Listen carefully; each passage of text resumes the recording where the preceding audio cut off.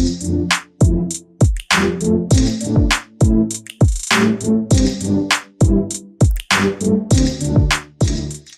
and welcome to ThePrint SoftCover, our digital avenue for launch of non-fiction books. Today we have with us Pushparaj Deshpande and Ruchira Chaturvedi for launch of their book, Bharat Jodo Yatra, Reclaiming India's Soul, a Harper Collins publication. Welcome to ThePrint. Pushparaj is the director of the Samruddha Bharat Foundation. He worked in the Bharat Jodo Yatra and helped with civil society outreach and interactions in a few states. Ruchira is currently the national convener of social media and digital communications in the Congress party, and previously she has worked within the party in various capacities. She too worked in the Bharat Jodo Yatra and coordinated its social media activities. The book is a definitive account of the Bharat Jodo Yatra, the 4,000-kilometer long nationwide march from September 2022 to January 2023 under the leadership of Rahul Gandhi. It talks about the why, what, and how of the Bharat Jodo Yatra. If I can say it's an insider's account. Let's dive into the discussion of the book. So before we start discussing more about Bharat Jodo Yatra and the book, Ruchira, if you could tell us in which all states did you participate in the Yatra, or you were there throughout? So I was there throughout from start to finish, from Kanyakumari to Kashmir. Okay, and what about you, Pushparaj? So I walked in, I think, 6 states, the southern states primarily, and then again in Jammu and Kashmir. And again in Jammu and Kashmir. You were not there throughout then? Not throughout. I didn't manage the middle part. According to you, what has the Yatra achieved? I'm talking about the after effect of the Yatra. Tell us in general what has the Yatra achieved, not the Congress party. Right. So there are 2-3 things. One is that it has definitely created a disruption in the way the Congress party actually does its work. And after 10 years in opposition, there has been a certain kind of creative inertia that had set in the party. Okay. So that creative inertia has certainly been disrupted. And credit for that has to go to Rahul Gandhi for actually forcing the party to go and connect with the people. The other big thing is that it has created an avenue for a lot of progressive forces who genuinely felt that there is no one platform for us to connect with, work with, so on and so forth. So it's sort of the Yatra was like a magnet, a charged magnet moving through India, and a lot of progressive forces just coalesced into it. Okay. So in that sense, it has galvanized progressive forces and created a platform where they can collaborate with each other. This is, I think, the primary organizational impact of the Yatra. Okay. And Ruchira, what about you? What do you think the Congress party has achieved out of the Yatra? So just to add to what Pushparaj said, I think what has happened is that the party was definitely, it came at a time when, we needed something, a reimagination, something very disruptive. And in the process, what has happened is a lot of, young people have been trained. A lot of young people have gained experience. In a way, the party has, invested in them. A lot of political entrepreneurs have come out of the Yatra. So it's like an army of ideologically committed people, which has come out from the Yatra. I don't think this was anticipated to begin with, but this is something which will, really, really benefit the party in the time. So new people have come in the party? No, not new people. A lot of young people who were looking for that kind of space. So in the Yatra, what really happened was a lot of, organizational work was done by whether it is in the media space, in the social media space, logistically. A lot of young people were given responsibilities to manage the Yatra, the organization part of it. A lot of Yatris, again, young people. So everyone came together, everyone learned from the experience. And also there was actually free mingling, right? Not just among the Yatris, but also the seniors and the juniors, so as to say. So it has actually created like an army, an ideological force, if you might say, for the party. Okay, and of course, you could see a lot of NSUI and Indian Youth Congress flags in the Yatra. Of course. Yeah. So even though we had the national flag at the helm of it, but we had all. Before talking more about the Yatra, Ruchira, tell us something. What went behind the scenes in preparation and planning of the Yatra? What were the problems faced? You might not be involved as much in the planning bit, but you must have spoken to a lot of people about all that. And was it just the Congress party that was involved in the planning and preparation? I think if whoever you might speak to, whether from the Congress or from the civil society or whoever was involved in the planning, one thing everyone will say is that nobody had any idea what to anticipate. Because simply this kind of this kind of a mammoth campaign or a mass contact program was never done before, not been done in the recent history of our country. So whether the people who are working on the media or on the social media space, or even organizing the logistics part of it, in terms of the campsite which was set up every day, and then uprooted again, and then it was moving continuously, right? So those kind of challenges and what was to come, none of us knew what to prepare for. We all took it, one day at a time, sometimes even 1 hour at a time. Specifically, if you see in terms of because I also look at social media, we also, it was something very new for us. We were also, continuously brainstorming and thinking what do we do? There was, in fact, very early on, there was a lot of fake news, which was also spread about Mr. Gandhi. Right. And so much so that, he will not walk, or he's not walking, or he walks 3 kilometers and he's doing the rest of it in the car. So those kind of challenges we were tackling on. Again, the media also had to be creative and innovative, because, we were also faced with channels, for the longest time, I think we were not getting any coverage. Right. Again, the same thing, and the sheer logistics of it, so many people coming in all the time. I think everyone just improvised. Who was involved apart from Congress Party in the planning bit, in the planning and preparation bit? In the planning preparation bit, so obviously internally there was one. We were having our consultations, but at the same time, the civil society organizations, because the yatra was not, as we had said, that it was not a Congress Party's yatra; it was everybody's yatra, and which is why a lot of civil society, activists, a lot of prominent thinkers, they joined in. And probably I think Pushparaj can also shed more light on it, because SBF was very, involved in the planning process with the civil society organizations. SBF being Samruddh Bharat Foundation.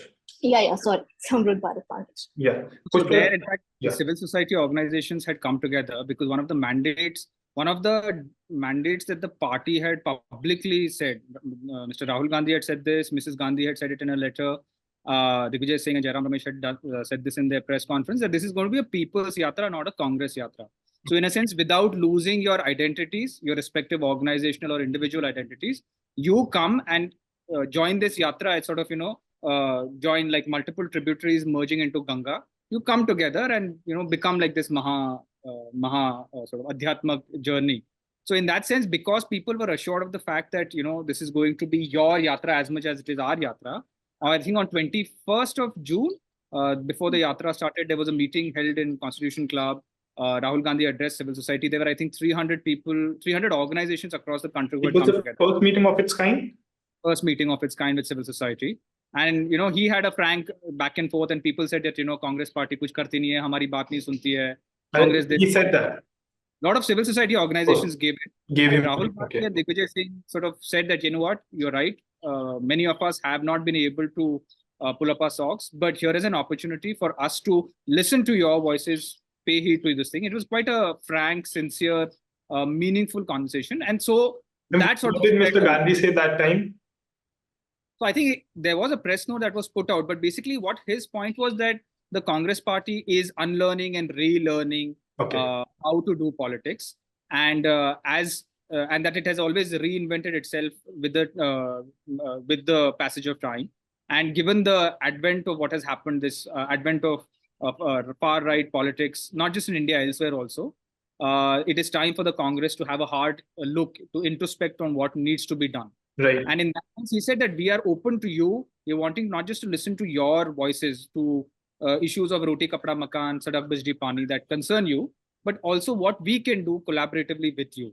So that actually sent a very good message to civil society, which is why you see when the yatra started in Tamil Nadu, which I was there in Kanyakumari, we had 25-30,000. Ruchira, just pitch in whenever, 25-30,000. But by the time the yatra came to Kerala, it was swelling to lakhs, and it just kept increasing. So by word of mouth, it sort of became sort of a people's yatra. Right. And that planning was because of this initial impetus that the Congress put in. Right. Ye aapki yatra hai. Okay. So since you are not part of the Congress Party directly, I will put this question to you. Why do you think the yatra did not turn into significant electoral gains for the Congress Party? I mean, yes, there were wins in Himachal Pradesh, in Karnataka, in Telangana, but there was no dramatic shift in uh, electoral fortunes. Yeah, so there are two parts to this.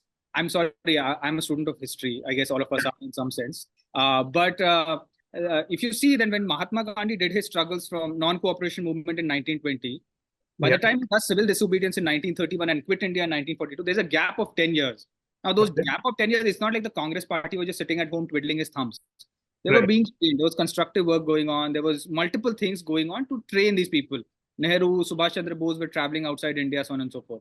Now, the reason I'm drawing your attention and your viewers' attention to this analogy is that I think the primary significance of this yatra, I think Ruchira addressed this in the beginning, is that it created an army, a veritable army of ideologically sharp and, more importantly, competent people. Okay. In the last 10 years, if you've seen, there has been this phenomenon of Prashant Kishore and IPACs and, political and other kind of professional outsource agencies. कि भैया politics का जो nuts and bolts है, वो हम आपको outsource कर रहे हैं. Now, after a very long time, the Congress party has taken the effort कि boss हम लोग internal competence बनाएंगे.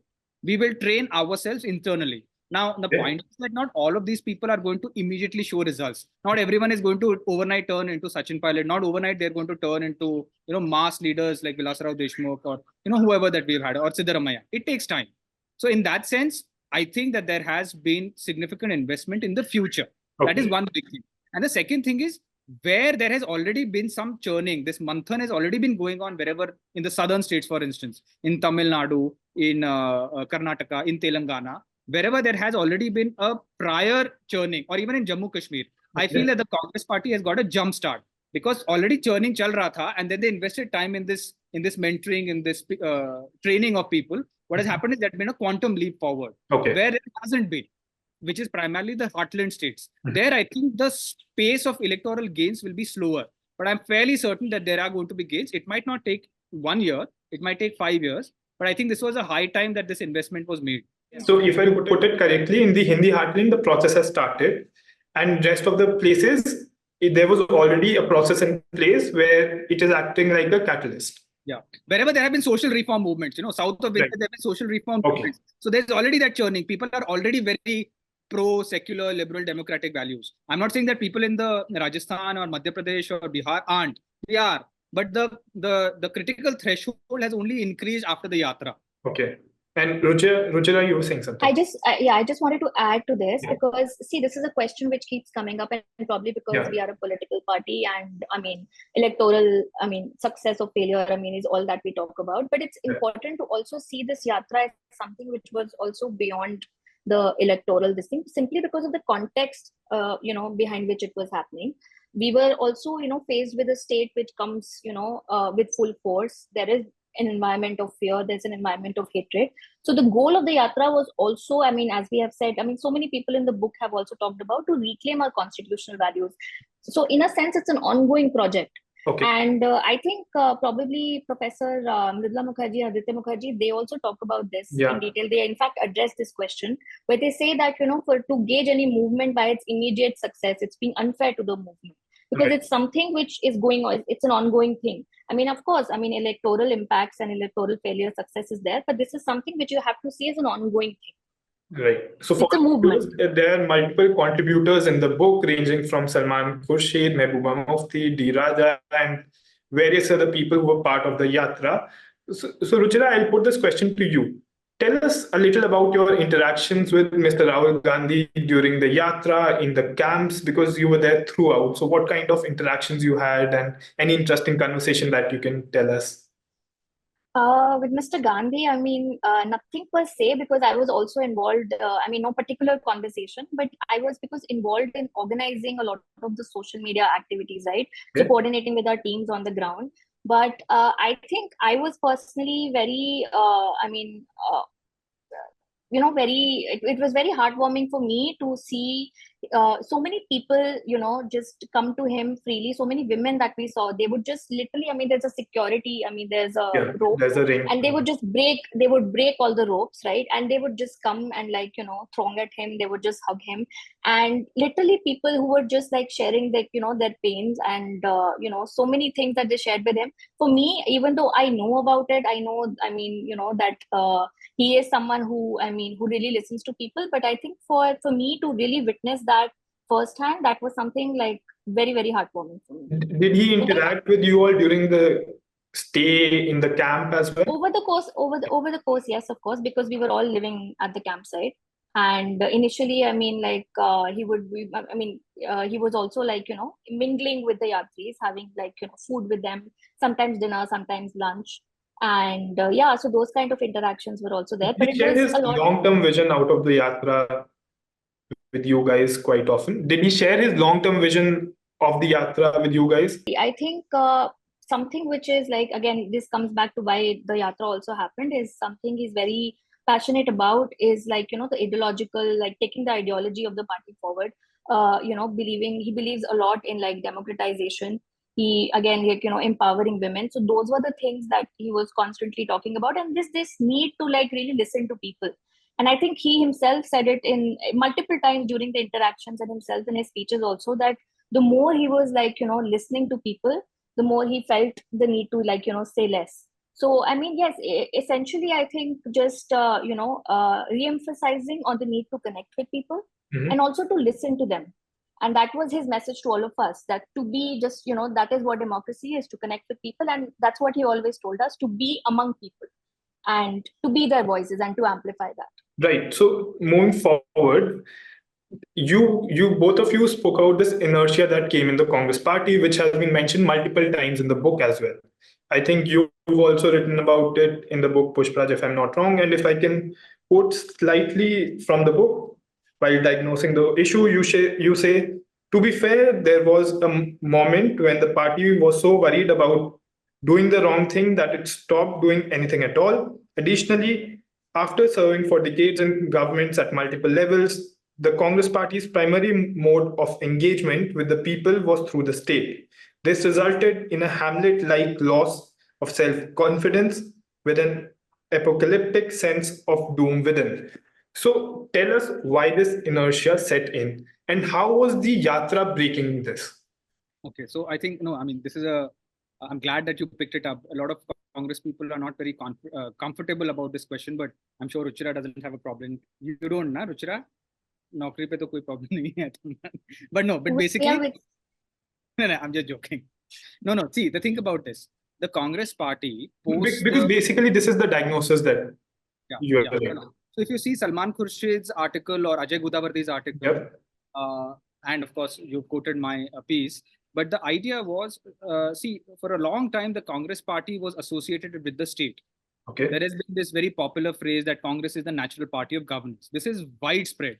The problem is that the Congress, there was an incident, where Sardar Patel in one of his writings has talked about the fact that some district level worker came to him and he said that, sir, kuch yahan problem hai, borewell nahi lag raha hai. He didn't call up the state bureaucracy. He was home minister at that time. He was deputy prime minister. Sardar Patel didn't call up some bureaucrat and said ki kaam karo. Okay. He called up the state president. The state president got the machinery operated, and finally it was a Congress person who did it. Now, my point is that today, and this is a fact, and Ruchira will attest to it, today, for the last 10 years, certainly after the UPA government, certainly after the 90s, what has happened is that the Congress primarily relied on the state apparatus, the barbarian state, to get things done, to achieve, to further its development agenda. And that is perfectly legitimate that every political party strives to do. But in doing so, it lost its organizational strength, its robustness. Now, that is something that the Yatra actually addressed centerfold. Because what happened after 2014, like this happens with BJP also. Right. When BJP was out of government after 2004, they also became rudderless. They became really bad. But the BJP had an ideological parent which kept doing its work, chalta raha unka, social, cultural. Yeah. My point is the Yatra actually forced the Congress party to start getting things done without the state. So this Hamlet-like self-confidence कि हम लोग कर ही नहीं पाएंगे अगर सरकार नहीं है या सत्ता नहीं है.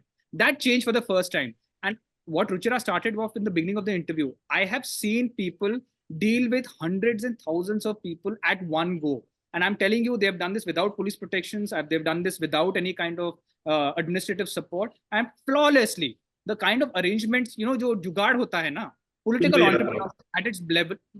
entrepreneurship at its level best. Okay. To manage a crowd of 1 lakh people without administrative support, without police support, to get the right people in, to make them sit with Rahul Gandhi, quietly have a constructive discussion, and then go back and get them connected to the PCCs. This was an organizational, it was pure genius. And it was managed purely because of the fact that you force them कि कुछ नया करो. It's like putting a fish out of aquarium, ना? आप उसको डाल रहे हो, you're putting it out of its comfort zone. So that was one big thing.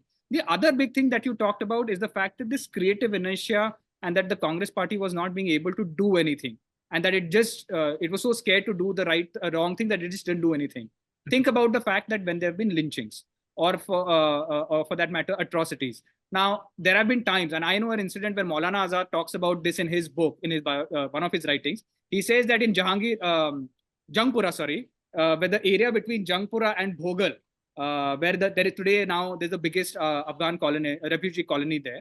There was rioting happening. Pandit Nehru and Maulana Azad rushed in an open jeep, and they stood there between two murderous rioting crowds, saying that "Aap hamare upar pehle chalao, fir karo." Do you think that anyone in the Congress party in UP or anywhere else has stood in front of a bulldozer and said "Ki karke dikhao"? That art of this satyagraha, this courageous braving injustice, taking them on front end, that has stopped. And it's not that the Congress or all of us don't know कि lynchings is wrong, mob lynching is wrong, atrocities are wrong. We all know it, but डरे हुए हैं. हम लोग सोच रहे कि petition करेंगे, Supreme Court जाएंगे. That has changed now, because I genuinely feel after the yatra, and Ruchira will attest to this, lot more programmatically and ideologically bold actions have been taken by the Congress party on the ground. That is because जो psychological weakness आ गई थी in the mind, that has suddenly been taken out. Right. So would you like to add something to this, Ruchira? No, I think he summed up very well. And this has, it's just given us, one is, the yatra served as a way to connect with people, but also internally, connect within ourselves. And I think just realize our own potentials and what is it that we as a people, we can achieve. So for the organization. Right. So, yeah. So I'll put this question again to you. While I was covering the yatra towards its last leg, I spoke to a very senior organizer there. I won't name him because it was off the record conversation. So he said that we have gained an excellent momentum. Now the thing is, can we carry it forward? Do you think it has been carried forward? I think it has as of now, but as I said, it's an ongoing thing. I mean, we had the second Bharat Jodo Yatra. And so that is like building on the gains that we have made from the first yatra. A lot of states have now started also carrying out their own yatras. Like we had one, our Uttar Pradesh unit also did that. A lot of states are simultaneously doing that. So now, people are like, now it's become a thing that we are just going to go among people and we're going to do that. So it's become, it has tremendously helped us. But as I said, it's an ongoing thing. And definitely a lot more needs to be done. So, we just have to keep building on it. But it has definitely given us, something which we can work with. Right. So in terms of the impact, how is Bharat Jodo Yatra different from Bharat Jodo Yatra? We know one is on foot, one is on bus, one south to north, the other from east to west. But in terms of impact, how are the two different? So it's the same thing essentially. The idea behind is the same again, to connect with people. We had to keep it hybrid this time because there are elections, and we also we had limited time, unlike the last time. But if you see, especially in the heartlands, other than the fact that of course a lot of people were coming, but a lot of issues that he has been raising. And I think all credit to Mr. Gandhi, because now at least there is talk of unemployment and jobs. It has come to the center stage. Till it wasn't even in discussions like till a few months ago in Bihar and UP, the kind of crowds which came in, and he really raised the issues of paper leaks. So a lot more issues have now come up. Right. So I think, so I think this is how, this yatra has again upped the ante and added to the momentum. Right. Issues have become center stage, yeah.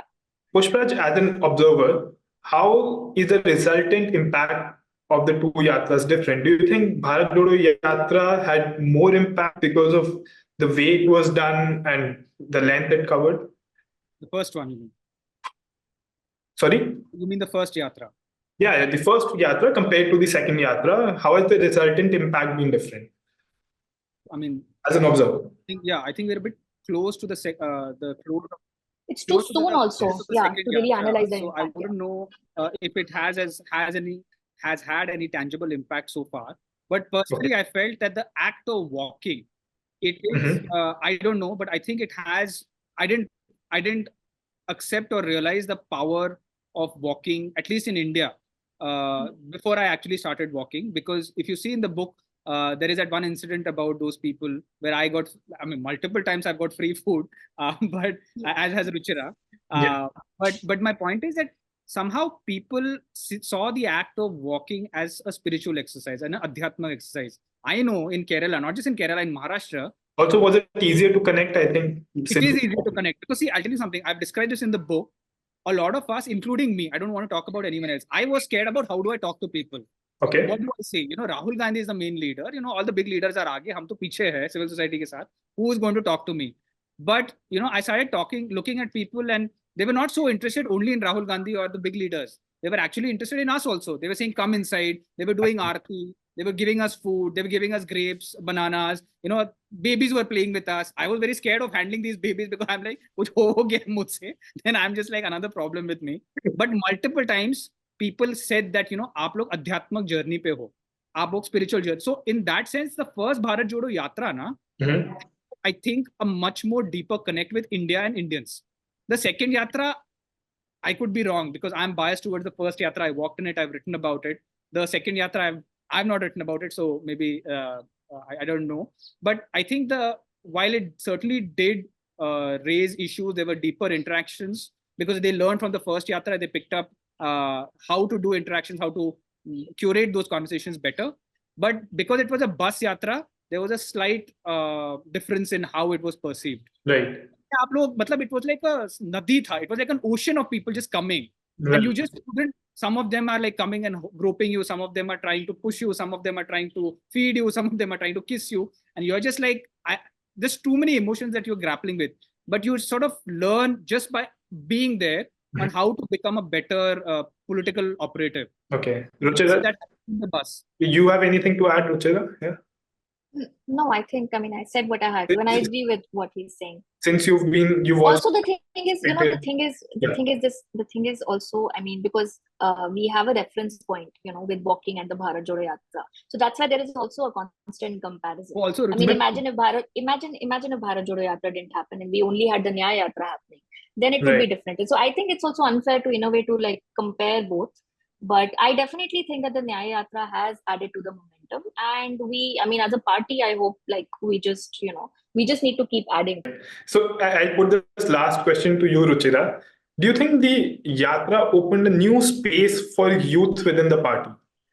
Absolutely. That's what I started by talking about, and what Pushparaj has also said. Because simply because, whether it is the Yatris, the Bharat Yatris, or the people who were who were in organization teams, it was primarily the young people who were given these tasks. And because you are together for 5 months, you are with each other, so you learn from each other. So we all just the kind of experience that you had, whether it is with people, whether it was with each other, and whether it was with our seniors. So I definitely think that this was it has really been empowered the young people in our party. Okay. And and which is why I think even now the second leg that we had, because we became trained and we had experience, right? So again, the party gave us the responsibilities to do that. So I think for the young people it has been fantastic, right? And also for the party, as I said, like an army of ideologically committed warriors. And I think we'll wind up here because we are short of time. Thank you so much for joining in. Do tune in for more such updates and interviews from The Print.